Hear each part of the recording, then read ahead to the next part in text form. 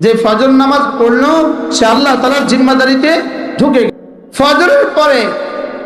কোন মানুষ যদি মাগরিবের পরে আর ফজরের পরে সূরা ইখলাস 3 বার পড়ে, সূরা ফালাক 3 বার পড়ে, সূরা নাস 3 বার পড়ে, রাসূল করিম সাল্লাল্লাহু তাআলা আলাইহি ওয়াসাল্লাম ইরশাদ করেন তাজজিকা মিন কুল্লি শাই, আল্লাহর নবী বলেন এই 3টা সূরা তোমার জন্য যথেষ্ট হয়ে গেল। মোল্লা আলী কারি রহমতুল্লাহ আলাইহি এই 3টা তরজমা করেছেন। খাজাইনুল কোরআনের মধ্যে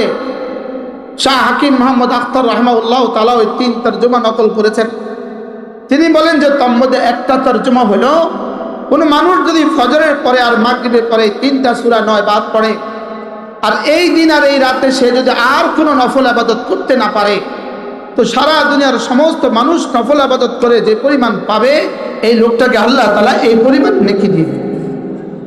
2 নাম্বার তরজমা করলেন সারা দুনিয়ার সমস্ত তোমার এই সারা দিন সারা রাত তোমার যত প্রয়োজন আছে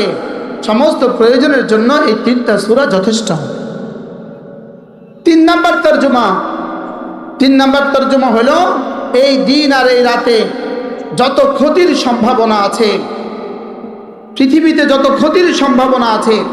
আল্লাহ তাআলা বাতাসের মধ্যে যত ক্ষতি রেখে দিয়েছেন, মাটির মধ্যে যত ক্ষতি রেখে দিয়েছেন, পানির মধ্যে যত ক্ষতি রেখে দিয়েছেন,